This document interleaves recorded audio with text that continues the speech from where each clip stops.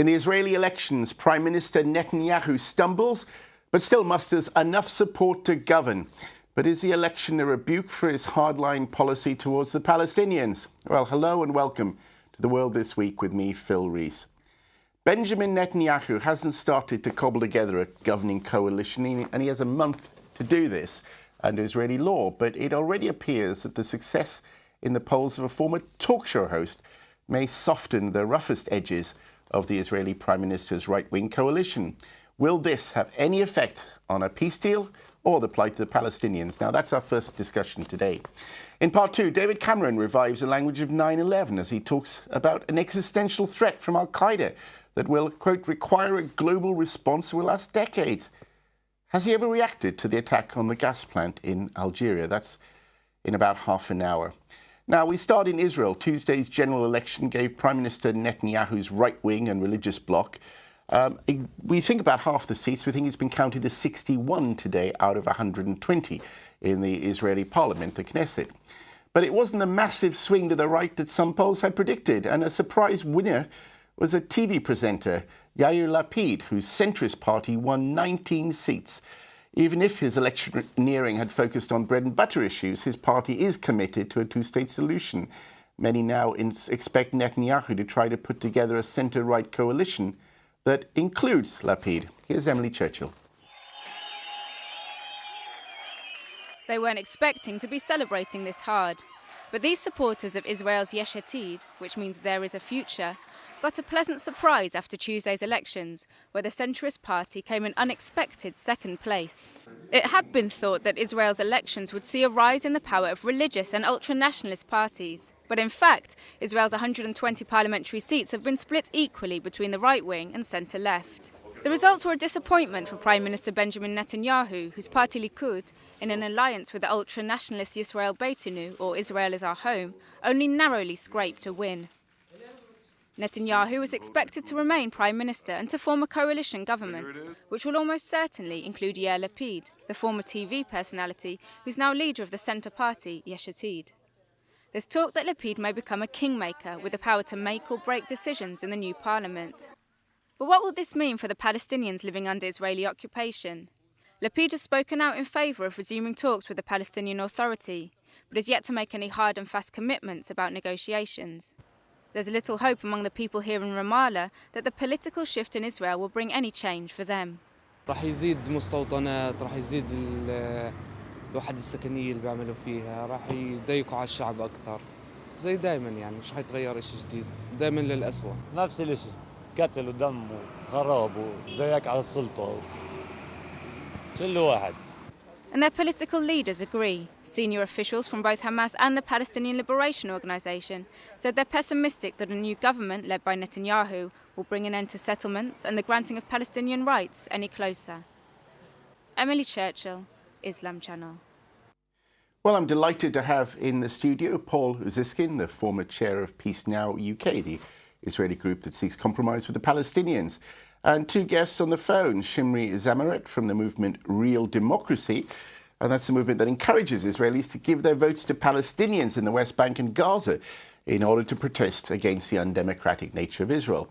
Finally, we have Ben White, the author of Israeli Apartheid, A Beginner's Guide. Perhaps, without turning to Ben for this guy, perhaps you can just, Paul Usiskin, tell me about the election mechanics, because it looks as if Netanyahu is still there, and there's, a month of horse trading around. That's a long time, isn't it? It's pretty natural, and the horse trading that you just referred to is pretty gritty. And what it really revolves around at the end of the day is a reselection of ministerial portfolios. Yesterday, I saw one of Netanyahu's closest friends tell a television audience that when Yesh Atid, Yair Lapid, comes knocking on the door and saying, well, we've got 19 seats now, so we're looking for that number of ministries, the response is likely to be, you haven't got 19, you've only got 10, you stole the other 9 from the rest of us, and we're not going to give you very much. And so you've mentioned Yair Lapid there. We saw it obviously in Emily Churchill's report. To many outside of the country, they don't know about him. He's a TV presenter, apparently quite a slick performer. What's he going to do then? He's also got great hair, and it's something that we all ought to watch in the future. He pulled in the women vote. He really does. He's a very craggy, good-looking fellow. It's very easy to dismiss newcomers like this to the Israeli political scene. After all, his father, the late Yair Lapid, did pretty much the same, came and went with a one-track party policy, which was anything to do with the orthodoxy we are against. His son is not quite as one-track as that, and I think is much more astute than people give him credit for. I think we'll see him being a kingmaker. I think we'll see him trying to shift the direction that the Netanyahu government of the past... But Netanyahu will still be Prime Minister, Netanyahu will still be Prime Minister. I don't think that Netanyahu is preparing to walk away from the scene unless, and this is a big unless, the president of the state, Shimon Peres, does what some have been hearing rumours that he might do, and that is not to ask Netanyahu to take the first shot at forming a coalition, but to ask possibly Yair Lapid. So the president, that is Shimon Peres, of course, he has the prerogative to invite someone to form a government. Yes. But usually the incumbent is the one who is invited first, no? Well, actually, no. The precedent's already been broken on that. Last time around, when Netanyahu became prime minister for the second time, in fact, Tzipi Livni was asked to form the government for the first choice. The president in that context, Israel doesn't have a constitution the way the UK doesn't have a constitution, but the president acts rather like the Queen in having the prerogative to ask first, who will you form a coalition with? I mean, Ben White, were you surprised by this election? And I mean, it was a very tepid performance for Netanyahu. I mean, is he now weakened? I think a lot of people were surprised, obviously, by what we've already mentioned this evening in terms of Yair Lapid's success. And there was a lot of people, both in Israel and internationally, who were expecting Naftali Bennett's party to do better than it did. But, I mean, Netanyahu's poll ratings, the Likud, Yisrael Beiteinu's poll ratings had slipped, fairly consistently. In fact, ever since they announced their kind of joint ticket, which some people at the time thought would be a bad move for them. So yeah, there were elements of surprises, and also, perhaps it wasn't too much of a shock that Netanyahu had slipped, the way he did, given some of the errors. But do you think that this is because the Israeli population don't like his policy on settlements, or don't like his policy toward the Palestinians, that he thinks is leading them nowhere? No, to be honest, I think if people don't like...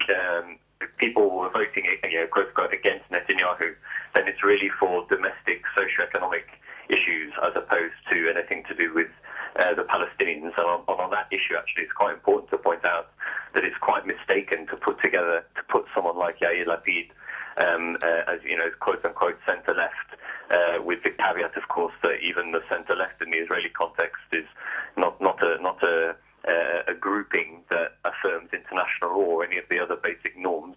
But someone like Yair Lapid, he's already said he doesn't want to oppose Netanyahu. He doesn't want to be in a, quote, obstructionist bloc. And when he said that, he explicitly pointed out that he wouldn't want to be partnering with the Palestinian members of Knesset like Hanin Zabi.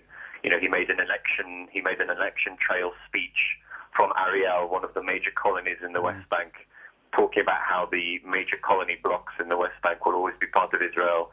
He also has the same consensus position on occupied, illegally annexed East Jerusalem being part of Israel's capital, etc.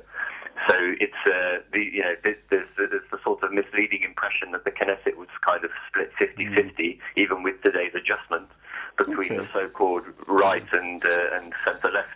But I mean, with regard to the Palestinians, there's not much kind of distinction between them.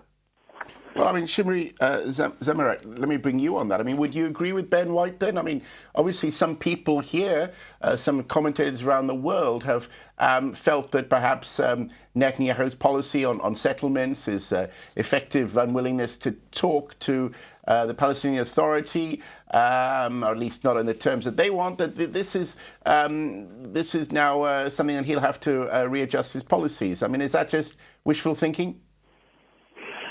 I really don't know. I mean, I don't think very highly of Yair Lapid.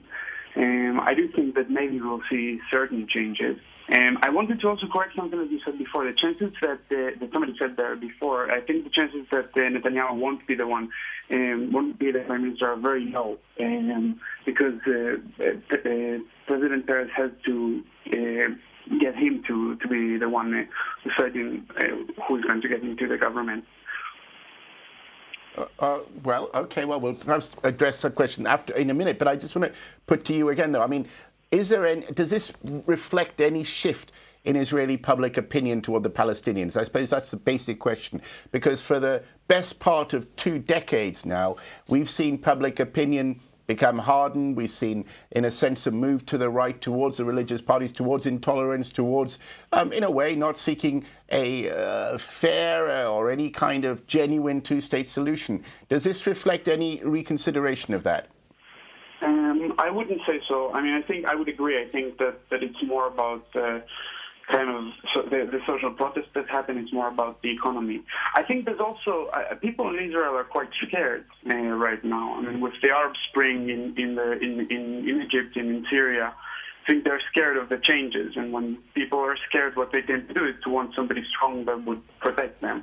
I mean, obviously, I disagree. I don't think that Netanyahu is very able to protect us. I think what he's doing is actually putting us in danger.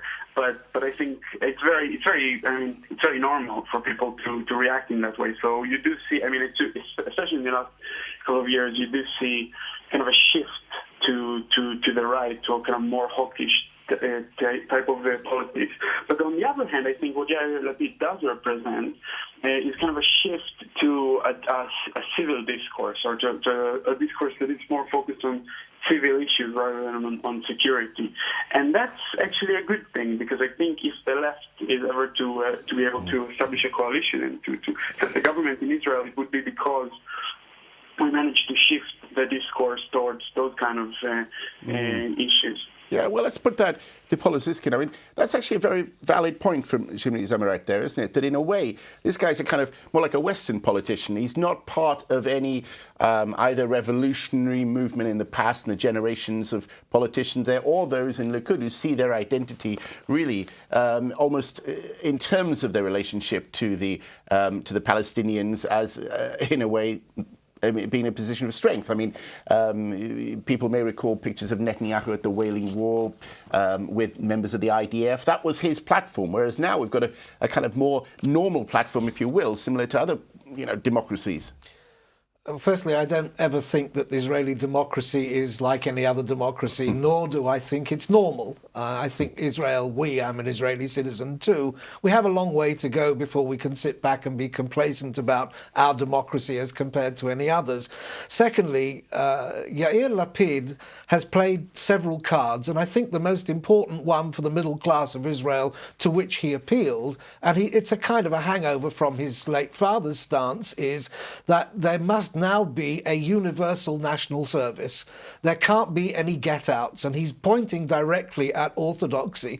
Most soldiers in Israel who are secular feel it incumbent upon them to fulfill the duty nationally, but they don't see their Orthodox brothers doing the same thing, and they resent that deeply.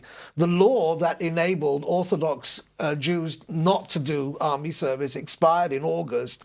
Lapid wants to see a universal national service. He's careful about it. He doesn't necessarily mean army service, but he wants to see everybody doing national service. Well, I mean, and that's a push in the right direction. I mean, Paul, just so viewers understand, that's actually been a very contentious issue in Israel. It perhaps hasn't been discussed hugely in the international media. But do you think, in a sense, therefore, that reflects the willingness of a politician to confront the ultra-Orthodox in a way that perhaps they weren't for a long period? I think if Lapid stands by this was one of his major planks on his platform, he will be different from the Prime Minister, who, when confronted with a commission that looked at how to replace that law that expired in August, basically caved in and didn't go any further with it. Lapid is making this a plank, and therefore a condition of him joining the government. I mean, Ben White, I mean, obviously those of us who travelled in Israel know it's in a sense a very divided country, and perhaps people outside don't always realize that. But obviously, Jewish Home, I think you mentioned him earlier, Naftali Bennett, he's the person who talked about actually annexing parts of the West Bank, completely jettisoning a two-state solution. He's still in there, isn't he? I think he had 11 seats. How do you square, the sort of growth for people like him in the general package of results that we've seen? Yeah, I mean, so the ideas that he's been floating about annexing sections of the West Bank, I mean, effectively Area C, 60% of the West Bank, has been an idea that's gained more popularity, or at least it's been circulated more widely among sections of the Israeli right. And they didn't get as many votes as people thought they would, as many seats in the Knesset, and so it's kind of been seen as a sort of blow to the annexationist wing of the Zionist right in Israel. Yeah, but they still had 11 from nothing, from not having any. Yeah, no, exactly, and so it's in that sense, it's not you could maybe say that it's an idea whose time hasn't yet come, if it does indeed come. I just wanted to also kind of say about that, because that's kind of seen as something that would spell be a death blow to the two-state solution. But the sort of two-state solution that is being offered by someone like Lapid, to the extent that he's talked about it, by Livni, they're expressly talking about a kind of, quote, two-state solution that still, as I mentioned, incorporates major illegal settlement blocks. And the discourse of people like from Labour, from Livni's party, New Party, as well from a group like Meret, the discourse is of saving Israel as a Jewish country, based on the demographic argument. Okay, so this is a very important point to get, because this is often misrepresented internationally. That if an Israeli politician simply talks about a two-state solution, that they're portrayed as some kind of moderate. When what they're talking about is preserving ethnocracy, preserving institutionalized discrimination in the majority of historic Palestine, in the majority of Palestine, Israel, and allowing and kind of recognizing that there has to be some sort of problematic, limited Palestinian autonomy in the occupied territories. And the difference, therefore, between their position and someone like Bennett's position is that he doesn't see that as being the right way forward. So, I mean, in effect, it's sort of a different approaches to maintaining privilege. Do you agree? I don't agree entirely with that picture that Ben has drawn, mostly because most proponents of a two-state solution even now recognise something called land swaps. In other words, if there are going to be continued major Jewish settlement blocks, Palestinians will get lumps of Israeli territory in return. I don't think that that's a brilliant solution, but I'm just saying that to correct the picture. And what about Jerusalem, then? I think you won't find many across the board who would be prepared to cede control of Jerusalem as Israel's capital. But I wanted to say something about Bennett. Well, no, but that's important, though, because it's across the board throughout the Camp Israeli David political... accounts in 2000 fell apart because Bill Clinton said, why didn't Arafat just give over Jerusalem? And well, how can the Palestinians accept that? I don't think you'll see a single political leader from right or left in Israel, including the non-left, Yair Lapid, talking about sharing a capital. I just don't see it's going to happen. But when it comes to Naftali Bennett and his chances of participating in a new coalition government under Netanyahu, you have to remember that the two men absolutely hate each other. Bennett comes from his office. He was also... He used to work for him, though, didn't he? Yes, he also was his head of bureau, but they fell out. Whether they fell out over Sarah Netanyahu's fiddling with the choice of staff members, etc., is not clear, but they fell out and they really don't like each other. They don't like each other enough that in the stories emanating from Jerusalem this afternoon about the first meetings between the Prime Minister and Lapid about who will be in a coalition, the rumours are that Bennett wouldn't be part of it. Interesting. Well, I mean, Shimri, Zameret, let's bring you in here on the basic question that I suppose Palestinians, many Muslims in Britain, and would be concerned about. Is there any genuine debate about a two-state solution that would be satisfactory for the Palestinians in terms of land swaps, in terms of this Does that exist within the milieu of Israeli politics at all? And does Lapid have that? Apparently not. But is there anywhere where that debate is taking place for a genuine two-state solution? I think, that the whole debate is kind of gone from politics. Nobody's talking about it. And that, for me, I was at London when the social protest happened in Israel, the biggest in the history of Israel. 500,000, 7% of the population of Israel in the streets. And I didn't come. I'm an activist, but I didn't come. And the reason I didn't come is because I felt nobody's talking about the Palestinians. And I think, it was a kind of a strategic choice for many parties in these elections, as it was for the leaders of the social protest in Israel, not to talk about the Palestinians, because they know that within the current political situation in Israel, where people are, where citizens are, this is something that you don't win elections with. Now, what does Lapid actually think? I don't know. I don't know what he really thinks. I think he probably does support a two-state solution based on 67. Whether or not he's going to do something about it, that's a completely different question. And he's a politician now, and I think it's more about the kind of pressure that citizens put on him, the international pressure that is put on him, etc. I also wanted to say that I think I wouldn't refer to Israel as a democracy, as some of you do. I think that's a mistake. I wouldn't call a country that is occupying 4 million people that don't have a right to vote a democracy. Well, Paul, it was described, it's often described in the Western media, it was before the Arab Spring, as the only democracy in the Middle East. Remember that? That was a general phrase. That's LBJ's great phrase about that little democracy in the Middle East. I think Israelis have a notion that they are democratic. I think what they've missed out is that many of them come from societies which were not democratic, and nobody's bothered to teach them what being in a democracy really means and what the responsibilities really are. It's not enough just to go into a polling booth and put something on a piece of paper and then let it go for them to decide. You have a responsibility. And by the way, a number of the parties fighting this election have been calling for changes in the electoral system in Israel. I think it's kind of baleful. Any prime minister who then goes down the road of trying to change the electoral system will lose his coalition instantaneously if you go follow those paths. But I think many people recognise that if you want to claim to be a democracy, you can't go on with this arcane and very, very labyrinthine system. It's not democratic, just as Shimri says. Ben White, do you think that this is a key moment in a sense that we've talked about, the whole question of Bennett's and Jewish homes decided, to sort of walk, to control parts of the West Bank in that sense that you've got to question, is Israeli democracy actually being tested and under threat to the extent that it exists in that sense? You can say without, with occupying and controlling people, it doesn't exist, but at least it had a semblance of it. Is that semblance being questioned now, or at least at a turning point? Well, I think it was Azmi Bishara, the former member of Knesset, who put it well in terms of the problem with talking about Israeli democracy, which is that Israel is democratic for Jews and Jewish if you're Palestinian.